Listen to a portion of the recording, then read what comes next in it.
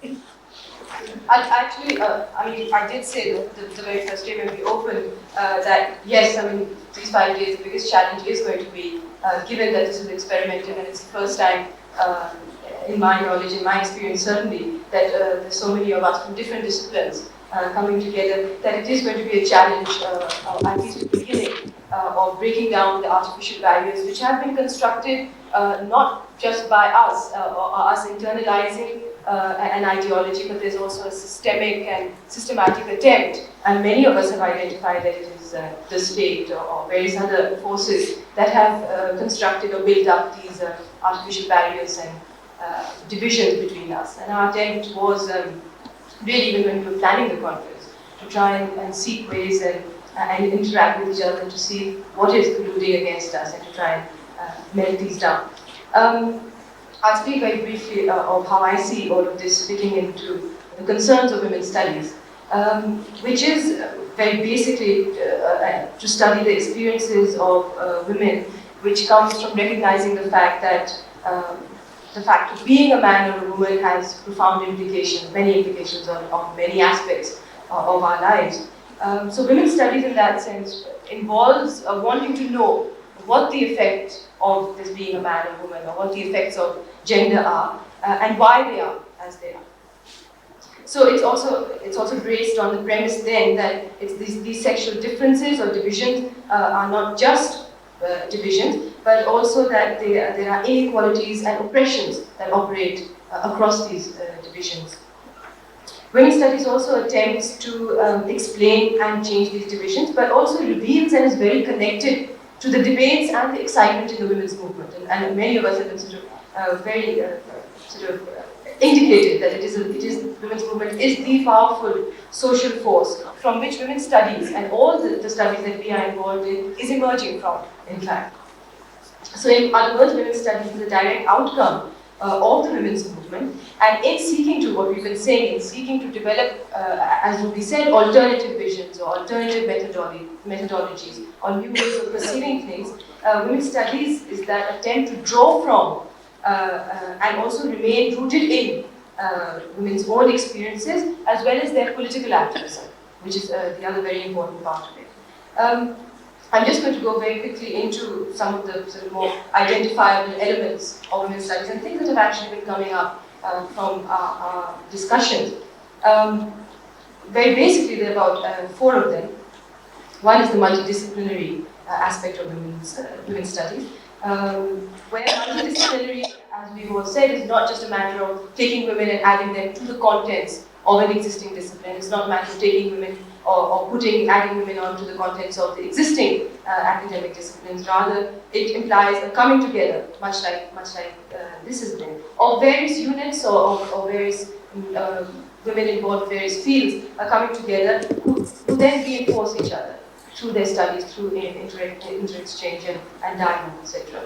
And yes, many of us have said that in Pakistan, the experience has been that many of us tend to lose sight of the other disciplines, of other concerns, of other interests, etc., in our approach also to our work or activism. So I take Farah's point very well, that it's even in our personal approach to our work and to our activism. And so we are fragmented, and we have social scientists forgetting the writers, writers forgetting artists perhaps, and artists not reading similarly. And so we're excluding each other's expressions. It's not just a matter of concretely being or materially being involved with each other, but also that we exclude each other's experiences in our approach to activism and to our work and to our study and so on. So what we end up doing really is reproducing what we are criticizing as male norms. I'm going to go to the second thing, which is the second aspect of women's studies, which is radical. And radical does not imply just how we do things, but again, how we see and approach issues.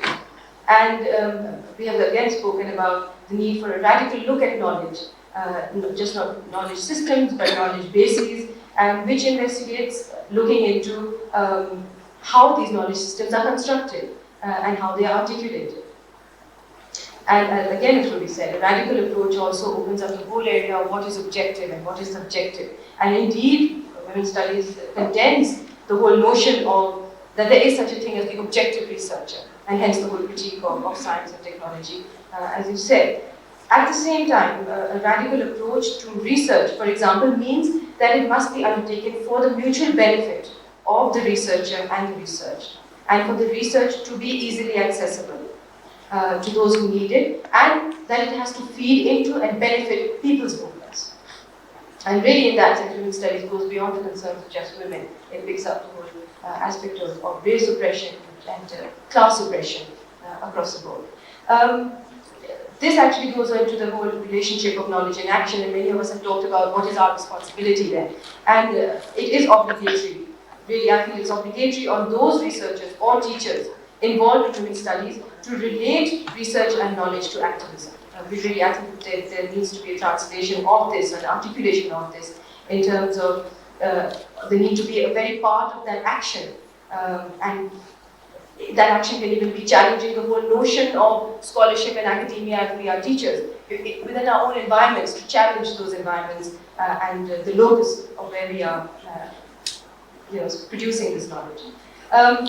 The last element of it is actually the transformation of society. Really, all of our work and all our attempts and efforts are geared towards eventually transforming society, however ambitious that may sound. But what is important is really the process. I'm not saying that we're going to transform society by the next century or the one after that, but the most important thing is the process of getting there. We will never have arrived, ever. But social inequalities cannot be overcome unless the very structure of production, whether it is of ideas or of labor or of goods, the very structure of production is fundamentally changed because all social institutions and social relationships are connected to these systems of production.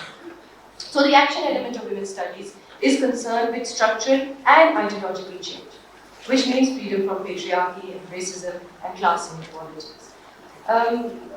I'll end by saying that it is not just a question of revealing that, although that is the political agenda of women's studies, highlighting these oppressions, highlighting how these systems are created and how they work against women, or how they create an oppressed class, but also that it's not just revealing that all knowledge is biased or it's prejudiced, or that it contains negative stereotypes of women. It is an important aspect of women's studies, but that's not the end. There are long-term objectives of constantly exploding this knowledge, but also of building new frames of thought. And here's where we come into the alternatives, of building these new frames of thought where feminism challenges the very conditions under which ideas are produced. In other words, we're challenging the dominant ideology. And really, I think that these new frames of thought and ideology, when they're translated into action concretely, and we can define action in many ways, and if it's translated into action and into political activism, until that is done, then the very premise of women's studies will be defeated, or at best unfulfilled. And for action or activism to then be effective, there is a need to change whole paradigms of each discipline, and at the same time, like I said at the beginning, to break down the divisions and barriers between these divisions.